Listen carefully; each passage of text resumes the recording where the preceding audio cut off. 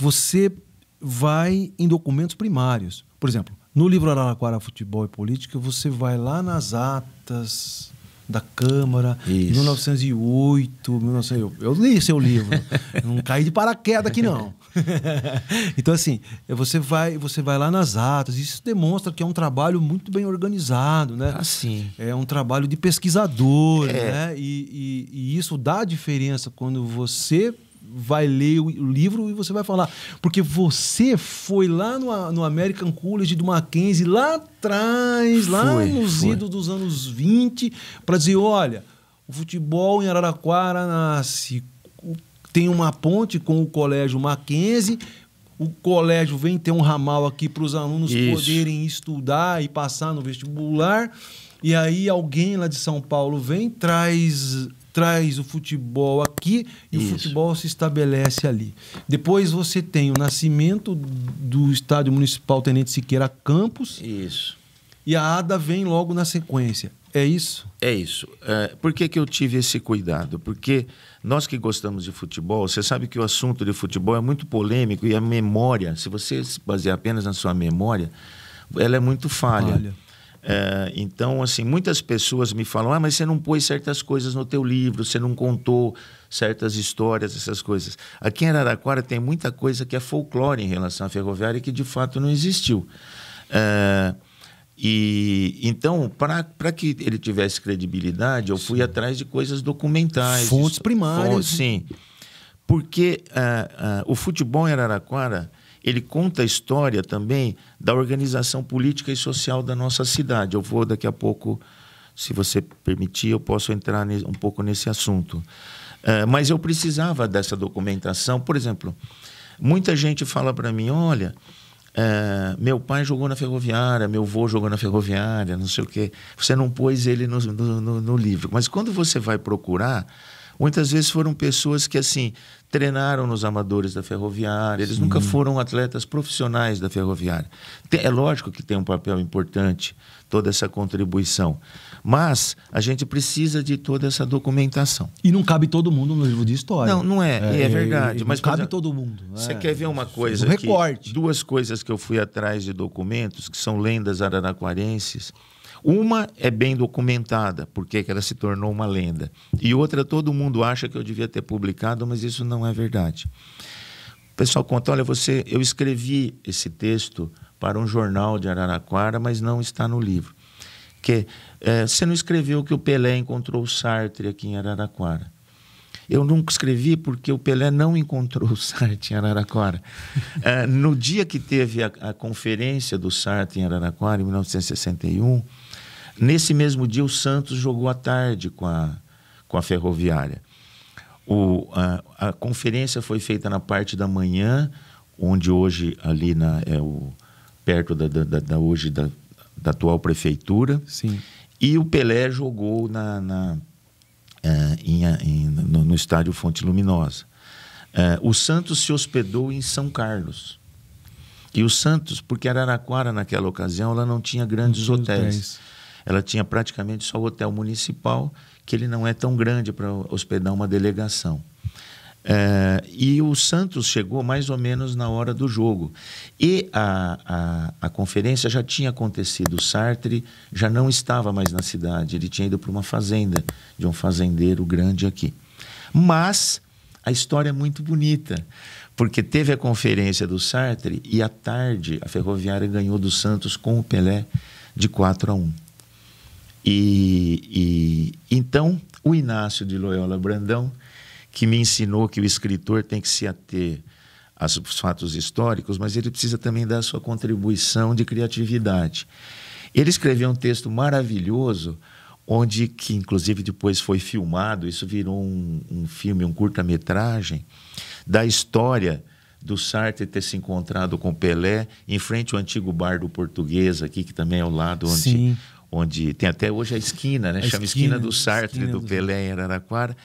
Mas eles não se encontraram. Isso é produto, né, da imaginação. E da capacidade de escrever do grande escritor que é o Inácio de Loyola Brandão, né? Então criou-se esse mito, que na verdade não existiu. Outra coisa que é um mito é que o Eusébio, que foi o maior artilheiro da história do Benfica, Sim. e junto com o Cristiano Ronaldo, hoje é considerado... Até apareceu o Cristiano Ronaldo, o Eusébio era uma unanimidade, né? Quem era o maior jogador português de todos os tempos, tal, apesar dele ser moçambicano. De que o Eusébio teria sido oferecido para a Ferroviária não quis comprar. Não é verdade. A Ferroviária, na primeira excursão, essa do Sport, que tem a foto lá em Alvalade, ela esteve na África. Ela jogou em Moçambique, em Angola e na Ilha da Madeira. E o Eusébio jogou contra a Ferroviária.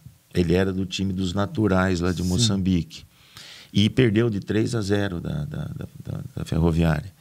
E ele já tinha contrato assinado com o Sporting e que depois o Benfica acabou dando um chapéu, vamos imaginar assim, no Sporting, pegando ele, mas ele precisou ficar um ano parado sem jogar.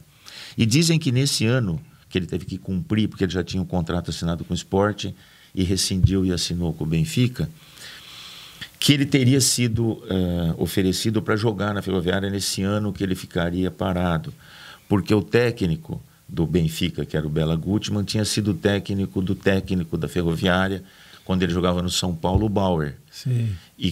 Mas isso não tem nenhuma documentação, isso ouvimos falar. E eu entrevistei o Bauer lá em São Paulo, ele já é falecido, e o Bauer já estava meio doente, meio assim, já estava muito velhinho quando eu conversei. E o Bauer não me falou que essa história é verdade, ele nem lembrava que isso aí tinha acontecido. E outras pessoas da época também afirmam isso. E eu fui sócio do Benfica, pela minha ex-mulher ser portuguesa. Eu frequentei durante uma época o Estádio da Luz, essas coisas, e eu tive acesso a alguns documentos. Inclusive a história do Eusébio em Portugal é muito bem documentada. Sim. Não consta nada. Tem inúmeras biografias do Eusébio, inclusive teses de doutorado, essas coisas, sobre a importância do Eusébio na sociedade portuguesa, não só no futebol, e não tem nada disso. Mas eu escrevi no jornal essas duas histórias, como eu estou te contando. Um chamava Ferroviária Pantera, porque o apelido do Eusébio era Pantera Negra, e o outro o existencialismo que aconteceu aqui. A linha de pensamento do Sartre. Do Sartre, e dizendo que o Pelé, quando ele foi embora, né, ele não deu tempo dele encontrar o Sartre, porque ele estava muito preocupado com a sua própria existência, porque ele tinha perdido de 4 aqui em Araraquara. E foi nesse dia, ele foi marcado. Fez um trocadilho ali. Quem marcou ele foi um cara que o Santos quis até contratar, mas o Palmeiras acabou passando na frente do Santos por ter visto esse jogo. E esse jogador de Araraquara, no meu modo de entender, quando foi contratado por Palmeiras, dividiu a história do Palmeiras antes e depois dele, né? Que é o Olegário Tolói de Oliveira, que é o Dudu.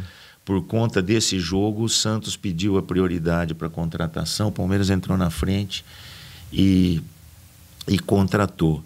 E no meu modo de entender, talvez o Ademir da Guia tenha sido o melhor jogador desse clube, né, do Palmeiras, mas o Dudu foi o maior jogador que o Palmeiras já teve, né? E a pessoa dele, ele é um orgulho, assim, eu tenho muita sorte de pertencer a uma geração de araraquarenses que pôde ter como no Dudu um ídolo.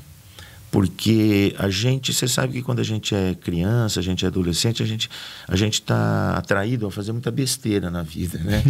Mas o fato de a gente ser de Araraquara e ter o Dudu, o Dudu é uma pessoa de uma moral, de uma responsabilidade, de uma generosidade irrepreensível. E o fato de você ter um ídolo como ele fez muitas vezes a gente tentar, sem conseguir, né, imitar o Dudu. E ele fez esse outro, de todos os bens que ele fez para a nossa cidade, esse talvez tenha sido o maior, de com o seu exemplo, educar a minha geração de araraquarenses aqui.